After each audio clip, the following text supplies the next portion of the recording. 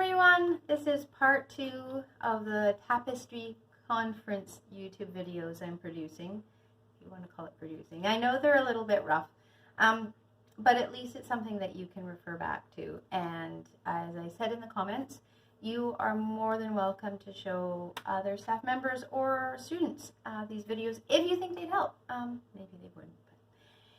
But anyway, so hand-eye coordination. We did that last time, talking about blind contour. Now this dinosaur, granted, I know in the Tapestry Conference, I talked about using those little dinosaurs and toy cars from goodie bags, and this is clearly a little bit bigger, but I thought that you might forgive me just because we're on camera and it's a little bit easier to see and to illustrate exactly what I'm going on about. Now, it's absolutely oh, just have to point out, I don't know if you can see, I think it was my 4-year-old drew a mustache on the Tyrannosaurus Rex. I just saw that. That's cute. Okay, sorry, I digress. Now, when we talk about negative space, this is an absolutely brilliant, here we can really balance, there he goes. This is an absolutely brilliant example of negative space. So we have this space here with his mouth, okay? That's the negative space. So it's the space around the object. Another word for it is uninhabited space. We have this space here in between his legs. We have this shape here between his tail and his hind leg. Okay? Now, what that means for accuracy is that not only can we just measure the head, okay, or the feet, we can also measure out the space in between those features, and that's what really helps make a drawing accurate. I am right now, I'm doing teaching a middle school class, and boy did they kick up a fuss when I said we were doing portraits, guys, and they're like, no, I can't do it. And some of you might be feeling that same way, but I stuck to my guns and said, no, you can do this, because it's really only a formula. And trust me, it really is. It's just a formula. It's just an awareness of these spaces around the object. Oops. And you can do it. Okay? I promise. So,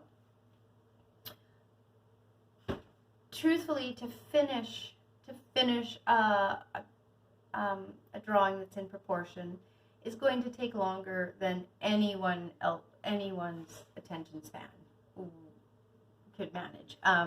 It'd take me a good half an hour to actually draw him out. But in this video, I'm just going to go over the salient points, and hopefully that'll give you enough information to get going. So here we have Mr. Tyrannosaurus Rex. Now, it doesn't matter quite so much that I keep my arms straight. I know in my PDF handout I did mention that. Because he's close to us, we can actually measure like this. So we can take our pencil and rest it against his nose and then use our thumb to measure. There's the height compared to the length. Okay? If we were drawing something that's at any type of distance, so as I'm in my studio, I'm looking out at my neighbor's backyard. Say I wanted to draw their deck. I would have to keep my arms straight out, because if I move my elbow at any point, I'm never going to get that same angle again, and it's going to shift my measurements. All right? So that's really key. So in this context, it's okay that we can actually rest the pencil right on the toy that we're using. But if we're doing anything of any larger scale, it becomes a lot more difficult, and then you do have to hold your arm straight out in front of you. So I hope that's clear. That's pretty important. Now, the other important thing to remember is when we're measuring our dinosaur here. Okay, so I'm going to go back to his head here. So, and I'm going to find some nice reference points. So I'm going to use the tip of his nose to this bump right here. Okay, so I'm sliding my thumb, but of course this is what it looks like for me. Okay, all right. Now I leave my thumb there. So this is the measurement of one Tyrannosaurus head. Okay. Then I can move across 1, 2, 3, and a little bit. Okay. So I can measure across and see that he's 4 and a little bit heads long. So when I go to draw his head here, say I make it that long. Okay. 1, 2, 3, and it was a little bit like that.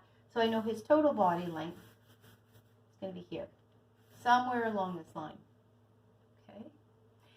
If I start off with his head tiny, okay, it's still going to be 4, 1, 2, 3, 4, and a little bit.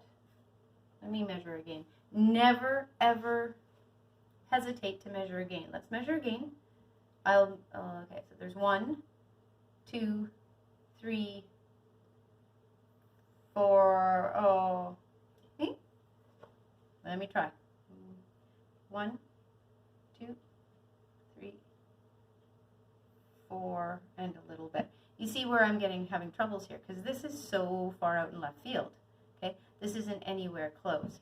But it gives us an idea anyway. So I'm going to move this 1, 2, 3, 4. There we go. That line was wrong. And that's okay. That's okay. It's just pencil. I can erase it. Okay. Here we go. There's 1, 2, 3. If it helps, you can put little notches. 1, 2, 3, 4. 1, 2, 3, 4, and a little bit. Okay. Now we can measure, turn that same measurement, and create the height. Okay, so here he is. There's a head. How high is he in heads? And this is a little bit more common. We measure horses in hands.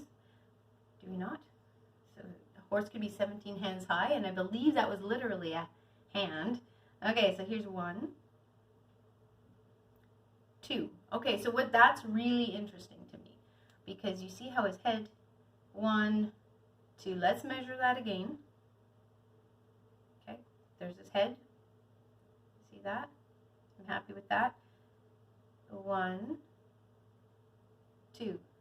Okay, so you can see that his body right here, from this rear leg to his hip, doesn't even clear two heads. Okay, so his head's really big. Now he's getting tricky to hold. Maybe we'll put him here. Okay, there we go. Okay, let's measure his foreleg. Okay, now I'm going to measure from here up. It's a nice clean line. Okay, so there's 1, 2, and a half. Okay, so we've got the head measurement here. Let's see. We'll start again. 1, 2, 3, 4, and a bit. So we know his tail is there. And oh, that's interesting. You see how there's the length of the head.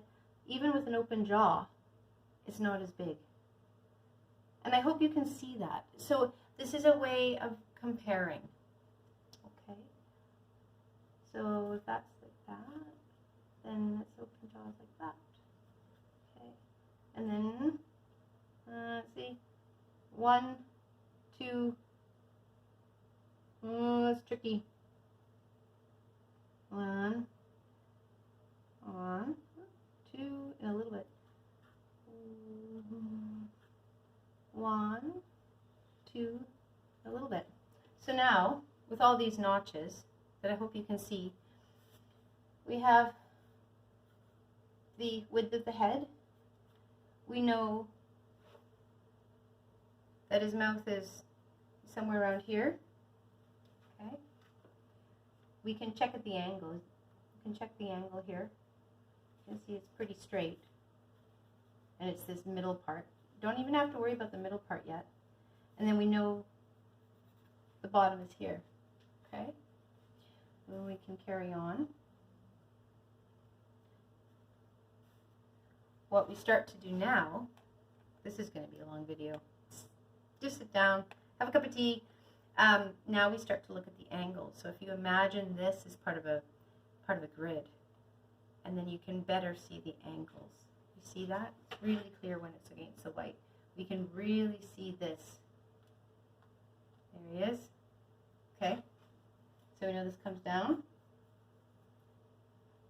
Okay.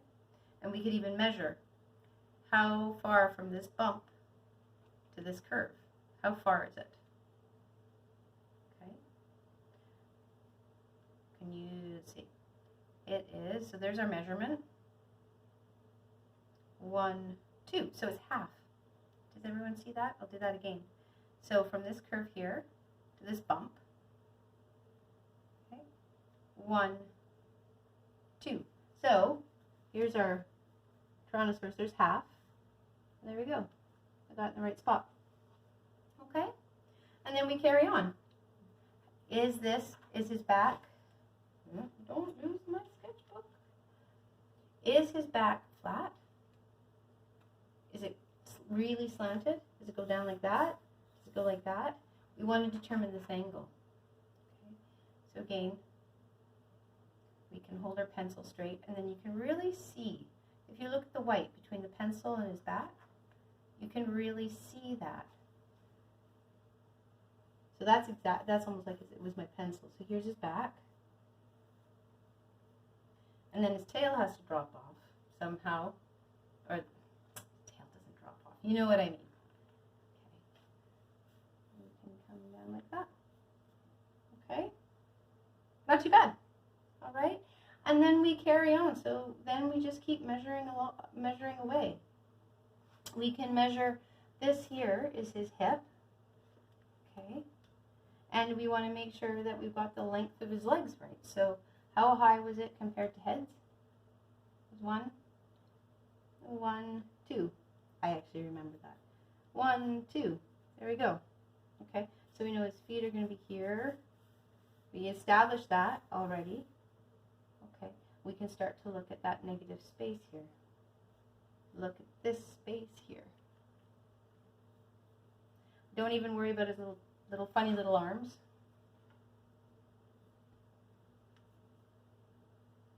I'm looking at this space. There we go. Now, if I put where do his toes line up? Right underneath his mouth. So there's his mouth. There would be his mouth. Sorry, I'm not even talking to you. There would be his mouth. His toes would be here. They line up. Okay. Oh, there's a little bit of a bend. There we go. So I can catch that negative space there.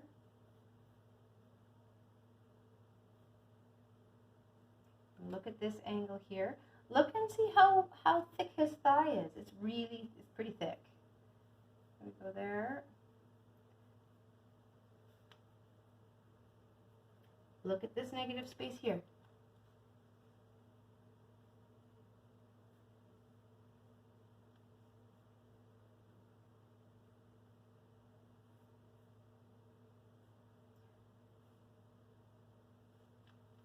All right.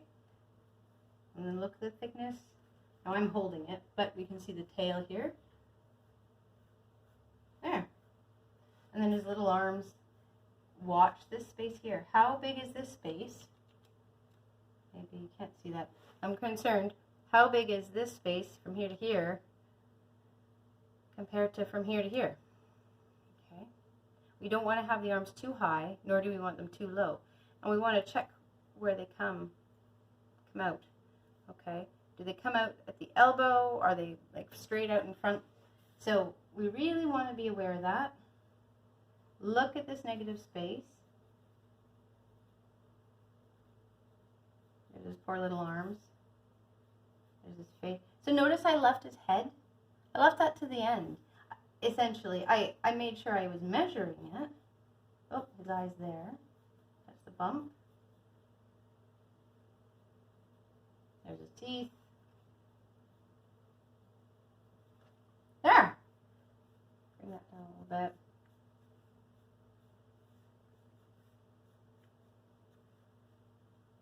There's his jaw. Okay, so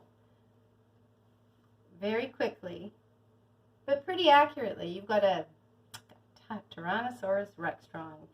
And so I hope this helps you. Yeah, I hope it does.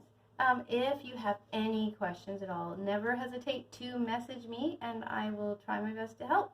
All right, thanks for sitting through such a long video. I hope you could hear and understand all my directions. Me and the Tyrannosaurus say goodbye. Sorry. Look at the mustache.